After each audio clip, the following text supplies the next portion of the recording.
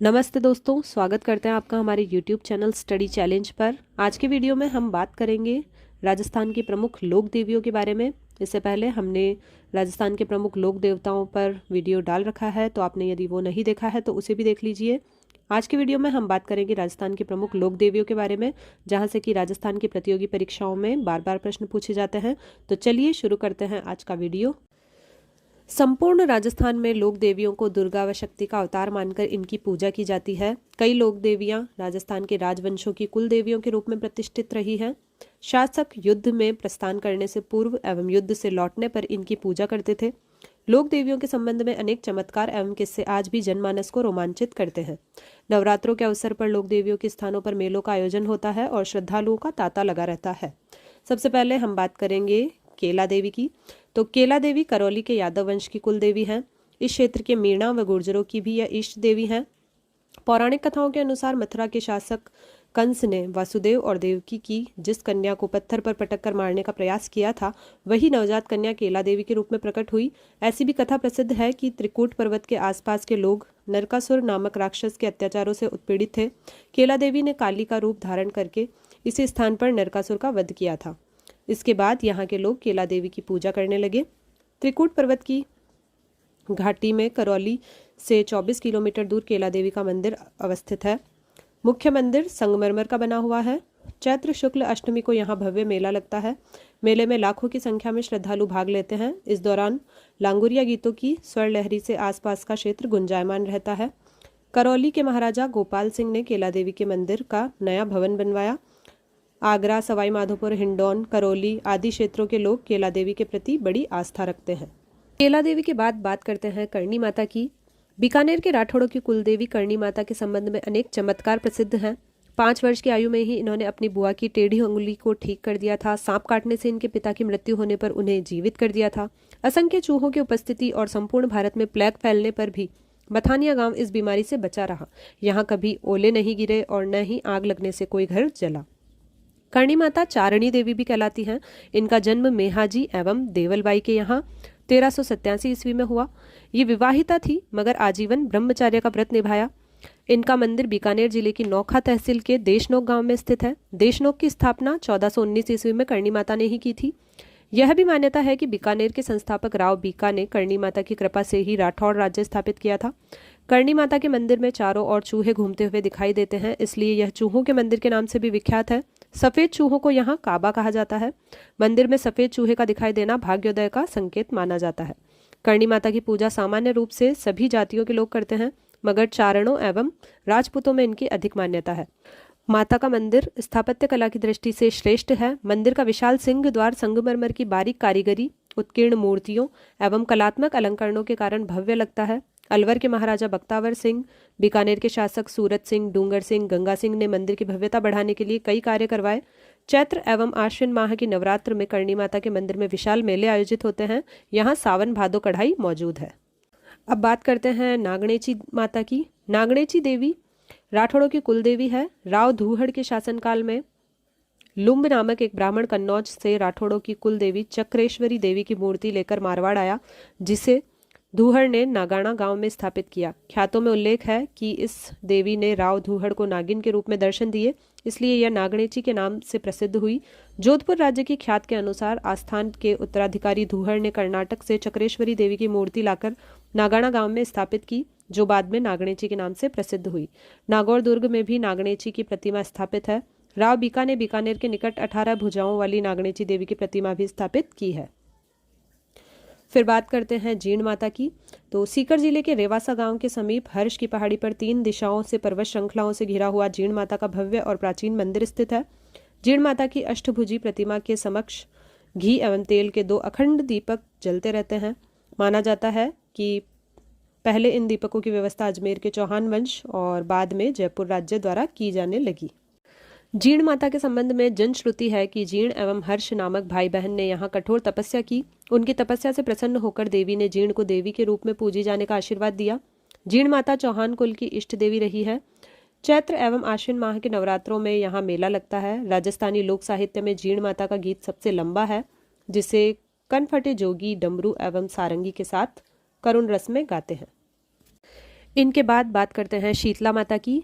तो चेचक के प्रकोप से बचाने के लिए शीतला माता की पूजा की जाती है। शीतला माता के नाम पर चैत्र कृष्ण सप्तमी को घरों में विभिन्न प्रकार की खाद्य वस्तुएं बनाई जाती है और चैत्र कृष्ण अष्टमी को सुबह माता को ठंडे पकवानों का भोग लगाकर पूजा की जाती है, जिसे बास्योड़ा भी कहा जाता है। राज्य में कहीं सप्तमी और कहीं अष्टमी दोनों दिन शीतला माता की पूजा होती है।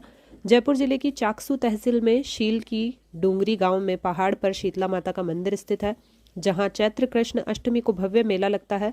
माधव सिंह द्वितीय ने यहां स्थित मंदिर का पुनः निर्माण करवाया था।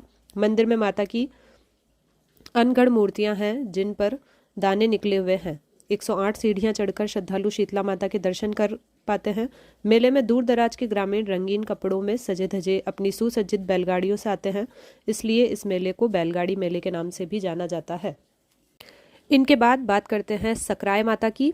तो सीकर जिले में लोहारगल से 12 किलोमीटर की दूरी पर मालकेतु पहाड़ी पर सकराय माता का मंदिर स्थित है।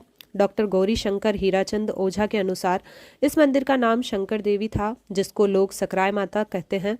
यह शंकरा शब्द का अपभ्रंश है, जो शक्र शब्द से बना है। यहाँ इंद्र द्वारा तपस्या करने एवं माता की प्रतिष्ठा करने की जानकारी मिलती है, जिससे यह स्थान शक्र तीर्थ कहलाया। सकराय माता के मंदिर में 2 देवियां शाकंभरी और काली की मूर्तियां प्रतिष्ठापित है। सकराय माता को दयालु और कृपालु माना जाता है, जो अपने भक्तों की गलतियों को क्षमा करके उनके कष्टों को दूर करती है। सकराय माता के बाद बात करते हैं दधी माता की। नागौर जिले की जायल तहसील के गोठ और मांगलोद नामक गांवों की सीमा पर दधी माता का मंदिर है। मंदिर के प्रांगण में प्राप्त शिलालेख के आधार पर दाहिमा ब्राह्मण इस मंदिर को अपने पूर्वजों द्वारा निर्मित दधी माता मंदिर मानते हैं। प्रतिवर्ष नवरात्रि में यहाँ भव्य मेले का आयोजन होता है। राजस्थान और गुजरात से दर्शनार्थी विशेष रूप से दाहिमा ब्राह्मण पुत्र जन्म या विवाह आदि अवसरों पर देवी के दर्शन करने आते हैं। दधी माता के बाद बात करते हैं शीला देवी की। आमेर के कछवाह राजवंश की कुलदेवी शीला देवी का मंदिर आमेर के किले में स्थित है।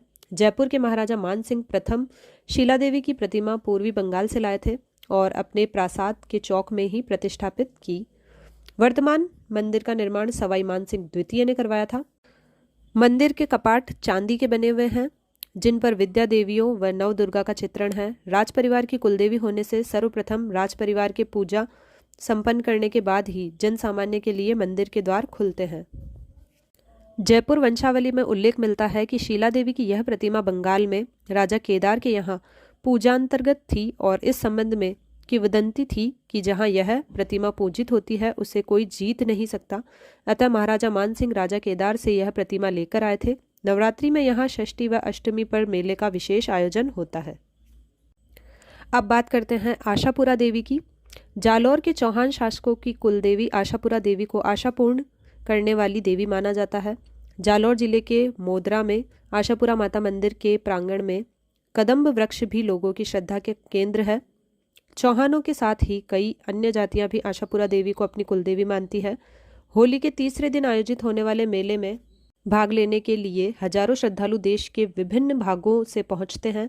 पाली जिले के नाडोल में भी आशापुरा देवी का मंदिर स्थित है। इनके बाद बात करते हैं सचियाय माता की। जोधपुर जिले के ओसिया कस्बे में सचियाय माता का मंदिर स्थित है। प्राचीन मंदिर 8वीं 9वीं शताब्दी का है, जिसे 12वीं शताब्दी में पुनः बनाया गया था। पहाड़ी को समतल कर बनवाए गए सचियाय माता के मंदिर में काले पत्थर की महिषासुर मर्दिनी की प्रतिमा स्थापित है।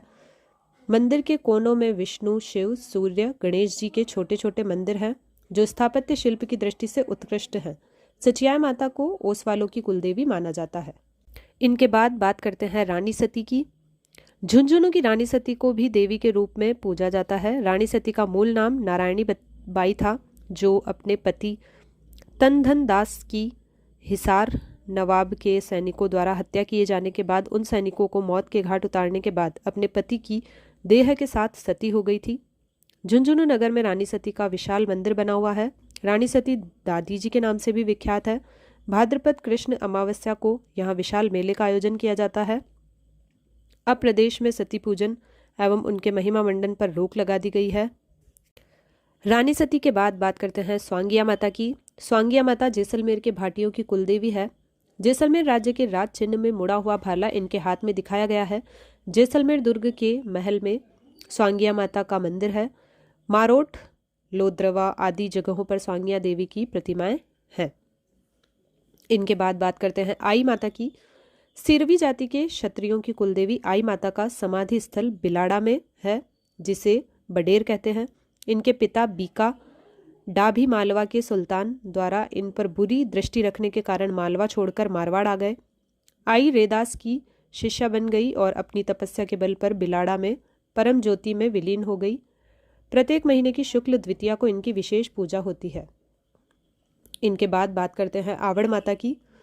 जैसलमेर जिले में एक पहाड़ी पर आवड़ माता का मंदिर है। ये 7 देवियों का मंदिर है, जिन्हें चारण देवियां कहा जाता है।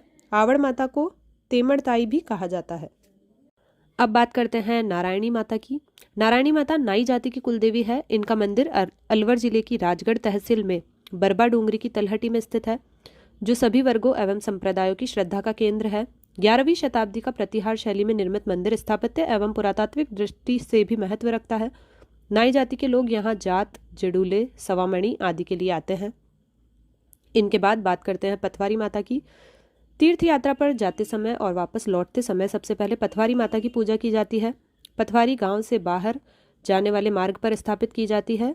इनके चित्रों में काला गौरा, भैरूजी, कावड़िया, वीर एवं गंगा जी का कलश बनाया जाता है। इनके बाद बात करें जमुआय माता की, तो जमुआय माता ढूंढाड़ के कछवाहा वंश की कुलदेवी है। जमवा रामगढ़ में इनका मंदिर है।